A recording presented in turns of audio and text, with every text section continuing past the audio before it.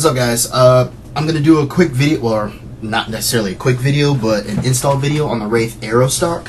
When you first get it in the mail, it will come in a cylinder just like this with all the parts inside needed to install it. What you'll need is a hammer, a punch, and a 1/4-inch wrench. If you got an armorer's tool to take off the buffer tube on your stock MTW, that's perfectly fine. You need it. If you don't have it, but you've got another way of loosening up the ring on the end of the stock, you can go ahead and use that. The first thing you need to do is remove the engine out of the upper. There are a few videos from Wolverine Airsoft on how to remove the engine out of the upper, but if you're unfamiliar with it, what you'll do is you'll split the upper as if it's an AR-15. You will unplug the solenoid from the back end of it, and you'll also remove the yoke that holds the engine in place, and then you slide it out with the bolt catch. What I'm going to do next is, once you install the hard point onto the barbed wire fitting onto the line, you're going to install one end of it onto the engine itself, and this is where you'll use your 1/4-inch wrench. I have a small multi-tool. Make it, nice snug fit, but nothing too tight. And you'll get the other end of the regulator install, and you're going to just screw it on there and give it a little snug fit, but like I said, not too tight. This is what it should be looking like when you're done. Short line with the engine and the end of the regulator connection. Alright, now with your upper, you're going to pull the charging handle back and slide your engine back down into it and have it all set up.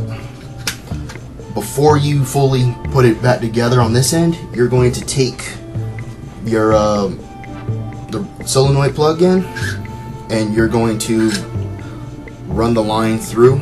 This is going to be a little tedious, so yeah, it took me 2 tries to do it, but I finally got it in there. This is what it'll look like when it's done. Your solenoid wire is plugged in, your holder is sitting right here, and the engine holder is sitting right there, as well as the connection on the back of the upper. So we're done with the upper. Next step, remove the buffer tube. If you got an armorer's tool, this will be a lot easier.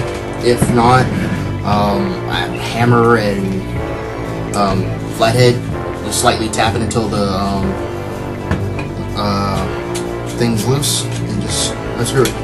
Be careful when you're taking this part out, because of the detent spring that sits behind the sling mount. That will go flying, and you will possibly lose that thing forever. So be very careful when taking this apart. And when you take that out carefully, you can just unscrew the buffer tube. Step, you're going to take the aero base off of the bottom plate, and you're going to run the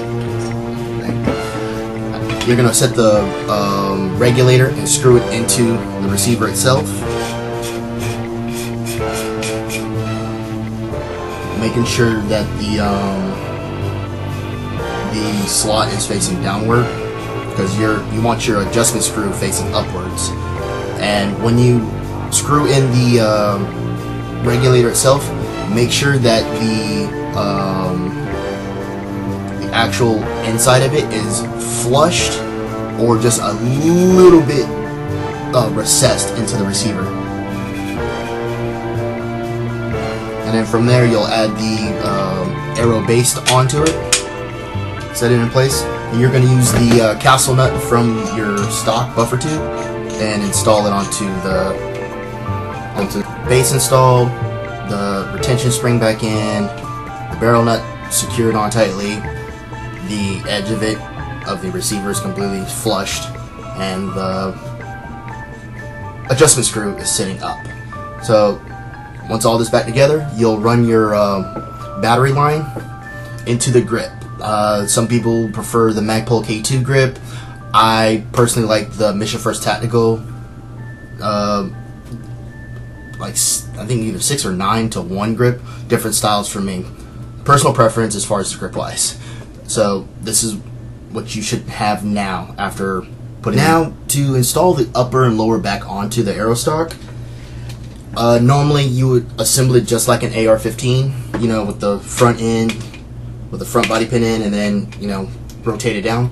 But with the Aerostock and the Wraith CO2 stock, what you're gonna have to do is put the back in first, not at a 45-degree angle, but just a slight angle, just enough to get in.